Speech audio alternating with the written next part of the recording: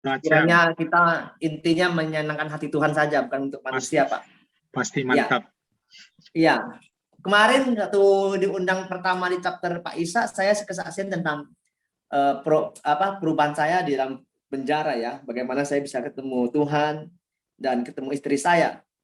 Dan sekarang saya akan mencoba menyambungkan kisah hidup saya yang begitu panjang, Pak ya. Saya memang mantan dukun, bandar narkoba, dan memang latar belakang pendidikan tuh kurang ya. Keluarga saya juga dari papa mama yang membesarkan kami dengan kehidupan yang tidak benar ya. Papa saya suka judi ya, jarang sama anak lah. Intinya suka judi dan jarang di rumah. Nah, anaknya berkembang sendiri, akhirnya ya berantakan semua. Dan puji Tuhan, untungnya ada Tuhan Yesus, ya kan? Coba nggak ada Tuhan Yesus. Yang seperti ayat firman Tuhan yang Pak Isa bawa kemarin, Yohanes 15 ayat 16. Bukan kamu yang pilih aku, tetapi aku yang pilih kamu. Dan aku sudah Pak Isa, aku sudah membuat kamu pergi menghasilkan buah yang banyak dan buah itu tetap. Ya, sehingga apapun yang kita minta dalam nama Tuhan akan Tuhan memberikan kepada kita. Nah, ketika saya mau kabur dari penjara, saudara, dalam perjalanan Salemba ke Cipinang, ketika saya mau kabur ya, saya baca mantra itu lepas semua borgol. Ketika saya mau kabur, udah mau saya tabrak itu penjaganya, kaki saya itu kaku semua. Saya pernah cerita kan, kram, tiba-tiba kram. Nah, itulah saya yakin percaya saat itulah Tuhan mau pilih saya. Jangan asyang, kamu duduk kembali, ikutlah aku, layanilah aku, dan jangan kaulah jiwa sebanyak mungkin. Nah, hari ini hasilnya, ya puji Tuhan, begitu banyak jiwa-jiwa saya menangkan ya. Bukan saya sombong, bukan. Intinya saya orangnya pemberani. Walaupun saya tidak pintar, saya pura-pura pintar kadang-kadang. Ya kan? Berarti ya kalau ditarakan dengan Pak Isa, Pak Kevin yang teman-teman sekarang, memang saya biasa-biasa. Tetapi ketika saya di Kalimantan ya, di Kalimantan orang-orang tidak percaya Tuhan semuanya. Nggak tahu nama Tuhan Yesus siapa, nggak tahu, pokoknya tahu ya saya ada karena orang tua saya. Mereka tidak tahu apa-apa, Pak. Nah, ketika mama saya meninggal waktu itu di rumah duka Pak Isa, banyak sekali saya ceritakan tentang nama Tuhan Yesus. Mereka bengong-bengong, Pak. Mereka mendengarkan loh ternyata loh. Ya saya hajar terus, walaupun saya tidak pintar, saya pura-pura pintar. Woi, dia bilang Acang, ada pendeta. Padahal bukan pendeta, ya kan? Padahal kita hanya memberanikan diri saja. Intinya saya tanamkan Pak Isa, saya tanamkan saja, walaupun itu sedikit iman yang saya punya. Saya percaya suatu saat mereka akan mencari saya ketika mereka punya masalah yang sangat terpuruk. Contohnya sudah banyak. Kemarin tiba-tiba ada teman saya sebenarnya musuh. Dia musuh saya dalam bisnis. Saya tidak pernah ketemu sama dia, hanya tahu dia usaha di Jelambar, saya juga Jelambar. Ketika dia ada masalah, problem sama keluarganya, istrinya kabur dan bawa anaknya kabur. Tiba-tiba dia cari saya loh, WA saya. Jang, kamu ada di mana? Dia bilang gitu. Saya bilang ada di Bekasi. Dia bilang apa? Saya mau ikut kamu ke gereja dong. Nah, luar biasa nggak Tuhan kita. Saya tidak pernah panjang lebar ceritakan tentang Tuhan Yesus bagaimana. Saya hanya dua kata saya buat dia. Sebesar biji saja saya tanamkan di hati dia. Suatu saat dia akan cari saya.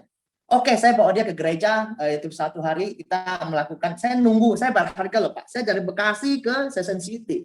Bahkan saya siapkan PK buat pendetanya. Kan saya udah lama ya pendeta kan nggak ada pemasukan. Saya kasih PK. Saya beli nasi campur. Itu saya berharga. Supaya apa? Menangkan jiwa ini. Nah, setelah didoakan pelepasan dan segala macam, puji Tuhan Pak. Kemarin dia baru 3 hari lalu dia WA saya, kapan saya mau dibaptis katanya. Luar biasa nggak, tepuk tangan kepada Tuhan Pak Isa. Nah, inilah saya bilang, kita kalau melayani Tuhan jangan hitung-hitungan.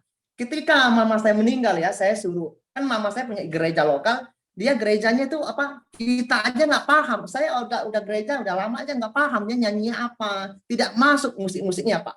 Jadi saya pikir kesempatan ini jangan sia-siakan. Ketika ada penyembahan, ada syukuran, kan banyak saudara-saudara mama saya, papa saya datang dong kan. Kalau kita hanya dengan standar-standar yang tidak ada wow gitu, mereka tidak akan mendapat sesuatu. Saya mikir begitu. Akhirnya saya putuskan, udah kita nggak usah pakai yang gereja ini lagi.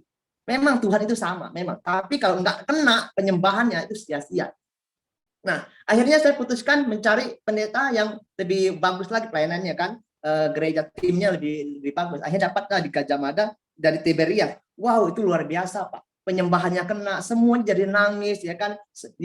Yang apa nggak apa mereka yang nggak tahu Tuhan jadi senang. Oh, kok gereja enak banget, orang orang Kristen kan, kok orang mati kok senang-senang bisa sukacita. Nah, itulah saya mau Pak. Memang kalau ukur dengan uang, memang kita Pak bayar Pak, apa pasti dong kita panggil dari jauh kan, kita nggak mungkin dia pulang tangan kosong, dia kan butuh bensin dan segala macam. Kalau kita ukur dengan duit, memang kita rugi. Tapi kalau di mata Tuhan kita nggak akan rugi. Tuhan akan menggantikan 1000 lipat Pak. Buktinya apa? Tidak ada buktinya. Saya buka toko material Pak ya, pandemi Pak, bayangin. Ketika pandemi, saya mendapatkan berkat yang luar biasa. Ya, saya melayani full gospel Pak ya. Jadi presiden chapter. Saya mau bayar makanannya nggak ada Pak dulu Pak. Lagi krisis. Ya, saya buka toko Tanah Abang, tiba-tiba dihajar pandemi, tutup toko saya Pak. Nah, saya didorokin sama Koas yang Daniel jauh jadi presiden chapter. Saya mau bayar aja saya pusing Pak. Ya, ketika member saya makin banyak, bukannya makin senang. Kalau Pak Isa mungkin senang ya, makin banyak member yang datang bisa 2 meja, 3 meja. Kalau saya bukan senang, makin pusing saya bayarin nanti. Pakai apa saya nombokin Pak? Ya kan? Tapi Tuhan tidak pernah berutang. Ketika saya waktu satu hari ya, saya menjalankan chapter di Royal Jet sampai 6 meja Pak. Ya, target saya 3 meja. Tiba-tiba yang datang sampai 6 meja. Tapi saya punya biaya nggak ada. ATM kosong, ya kan? Saya benar-benar nggak ada duit. Saya punya papasan lah. Saya udah hitung 3 meja itu berapa saya udah siapkan. Ketika datang 6 meja, saya pusing bayarnya Pak Isa. Pakai bagaimana saya nombokin. Tapi Tuhan tidak berutang. Puji Tuhan, ya tidak nombok 1% pun Pak. Dan akhirnya ketika chapter ini selesai saya jalankan dengan hati, dengan sungguh-sungguh. Karena kan member saya orangnya aneh-aneh Pak. Lagi member pun, lagi meeting pun bisa nonton bokep. Habis meeting pulang bisa pakai narkoba. Karena saya bandar. Teman-teman saya yang saya jangkau orang nggak tidak benar semua. Lagi chapter pun bisa nonton bokep. Nah itulah saya jalanin semuanya. Saya mau mereka bertobat. Saya mau mereka bertobat. Walaupun saya nombok banyak tidak apa-apa. Intinya mereka harus bertobat. Dan puji Tuhan satu persatu dibaptis Pak semuanya Pak. Nah akhirnya sampai hari ini fokus material saya Pak. Puji Tuhan ramai. Sampai tadi saya ke Tether kiriman. Tiap hari ramai. Pernah satu hari 70 juta omsetnya. Dan sekarang hari ini 35 juta. Orang yang toko lama saja Pak ya. Bukan saya mengecilkan mereka. Yang puluhan tahun aja sehari 5 juta omsetnya susah. Mereka semua ngeluh depan saya Pak. Ketika saya cerita tentang toko saya, mereka kaget. Kamu toko baru 10 juta aja udah hebat.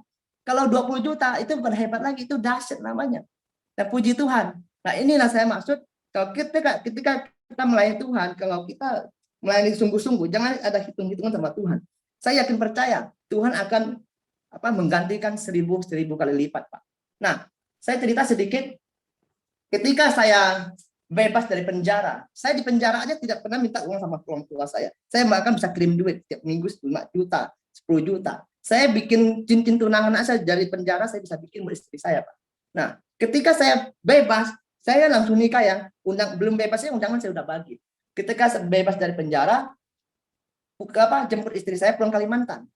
Nah, sudah nikah, pembekatan nikah di Jakarta di Abalok.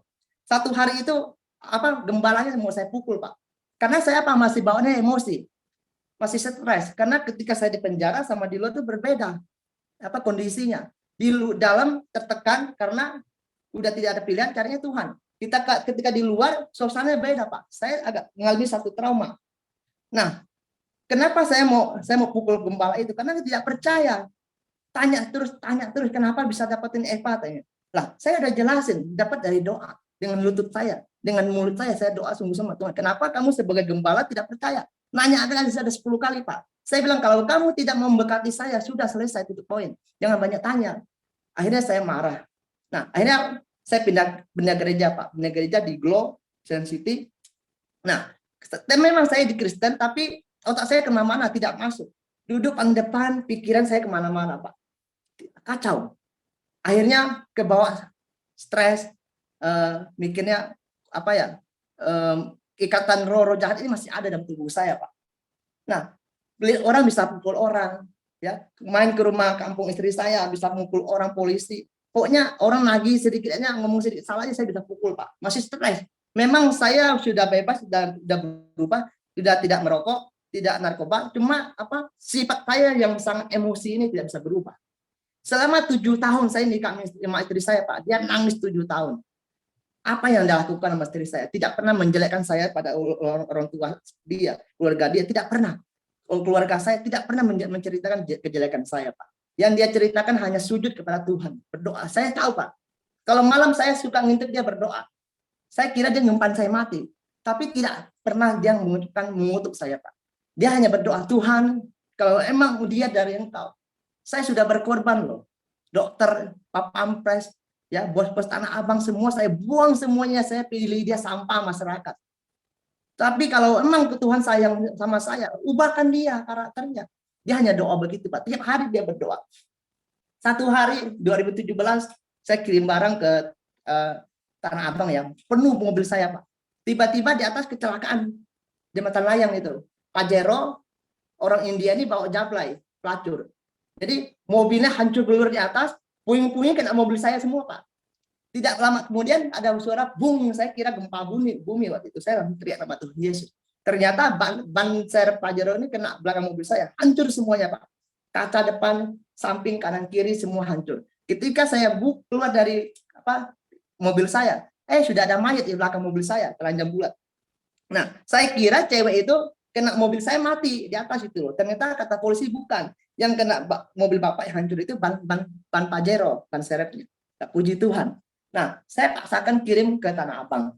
Udah store, saya balik kembali, udah ramai wartawan, udah sangat ramai lah. Intinya saya minta tanggung jawab biar mobil saya kena dapat asuransi. Dan puji Tuhan, kalau besok terjadi kecelakaan, mobil saya tidak bisa dibayar oleh asuransi. Pas besoknya, Pak. Kalau besok terjadi, saya bisa servis sendiri tuh mobil, Pak. Bisa 80 juta. Dan puji Tuhan malam itu, subuh itu terjadi, saya hanya bayar 300.000. Pas waktunya. Nah, saya dari situ saya merenung. Tuhan sudah baik sama saya. Udah waktu di penjara saya bisa keluar dari sel tikus, udah mau bunuh diri, ya kan, dikasih perempuan cewek Kristen yang baik. Banyak yang Tuhan kasih, tapi saya tidak bisa berubah. Memang di gereja, tapi tiap hari berantem, Pak. Satu minggu bisa 8 kali berantem sama istri. Ada saja masalahnya. Tiba-tiba bawa barang bisa nabrak orang. Ya, akuarium melempar pakai apa, gas lempar, pokoknya emosinya rumah saya bolong semua tiap hari, Pak. Emosinya benar-benar jelek. Istri saya tersiksa. Makanya saya bilang beli kucing dan karung dia dulu. Terlalu berani. Nah, tapi perjuangannya berhasil sampai hari ini. Dia sudah menuai buahnya. Nah, ketika saya ke gereja di Glow, ketemu Pak Daniel Jau. Kasih saya satu brosur full gospel ya, undangan. Memang saya ambil undangannya, tapi nyampe di ada tong sampah saya buang. Karena buat apa saya bilang perkumpulan gitu nggak berguna. Ketika dulu saya di luar, teman saya ribuan. Tiap malam orang datang pada saya, Pak, minta jimat, minta susu, minta apa. Tiap malam datang. Ketika saya masuk penjara, satu pun takut sama kita. Jangan dekat-dekat macam dia tuh udah sampah, udah di penjara. Semuanya, jangankan orang lain, saudara sendiri menghakimi kita. Jangankan saudara sendiri, orang tua pun menghakimi kita. Ya kan? Jadi saya benar-benar dianggap tuh sampah. Nah, ketika saya sudah di luar di sini, ketemu banyak orang, saya nggak mau, saya trauma.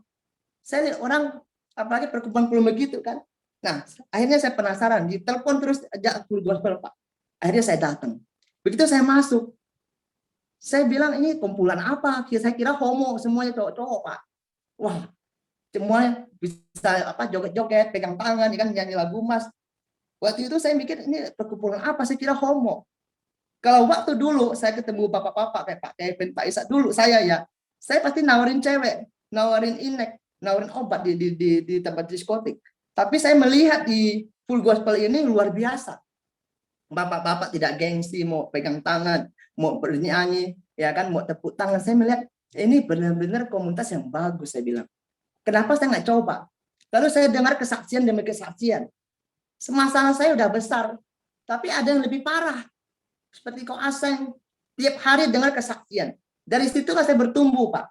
Dari tiap kali saya ikut chapter tiap minggu, saya pulang, tapi saya melihat perubahan hidup saya berubah. Dari bertengkar 8 kali dalam seminggu menjadi 7 hari. Saya ikut lagi tiap minggu menjadi 6 hari. Ikut terus sampai puji Tuhan, sampai hari ini tidak pernah namanya berantem lagi, Pak. Emosi saya turun gratis, Pak. Ketika saya dikasih jabatan jadi bendahara, saya jadi presiden chapter, disitulah saya makin berubah. Ketika saya disuruh berdoa, dulu boro-boro berdoa, ya kan, ngomong aja gugup depan orang benar. Saya pertama kesaksian di Full Gospel, Pak. Mencret saya, Pak, benar. Galak nggak sama karyawan, galak sama semua orang galak. Tetapi saat di kesaksian di Full Gospel, saya mencret bolak-balik di WC, Pak. Karena saking groginya saya kan, jadi mencret sakit perut. Nah, itulah hebatnya Full Gospel. Ketika kita berbicara depan orang benar, kita tidak berkutik, Pak. Saya dipermalukan Tuhan. Saya dipermalukan. Ini yang kamu nggak ada apa-apanya di depan saya, ya kan? Kamu nggak ada apa-apanya. Kamu harus lepaskan semua kesombonganmu. Kamu harus lepaskan semua kekerasanmu. Akhirnya disitulah saya berlutut kepada Tuhan. Saya mau berubah. Akhirnya saya berkomitmen. Saya datang ke chapter dengan motivasi yang saya mau berubah. Bukan hanya mau makan, bukan. Motivasi saya mau berubah. Puji Tuhan. Ya, puji Tuhan saya bisa berubah sampai hari ini. Dan istri saya tidak membeli kucing dalam karung. Dia membeli orang yang benar. Saya lah anak Tuhan yang Tuhan siapkan buat dia untuk masa depan dan masa tuanya dia. Nah, inilah kesaksian. Mungkin waktu Pak Isa masih panjang kesaksian saya, Pak. Mungkin kita bagi-bagi waktu supaya tidak malam. Terima kasih semuanya. Waduh, luar biasa, luar biasa. Jadi kita bisa jilid ketiga ya, Bro Ajang. Ya, masih ada, Pak. Puji Tuhan.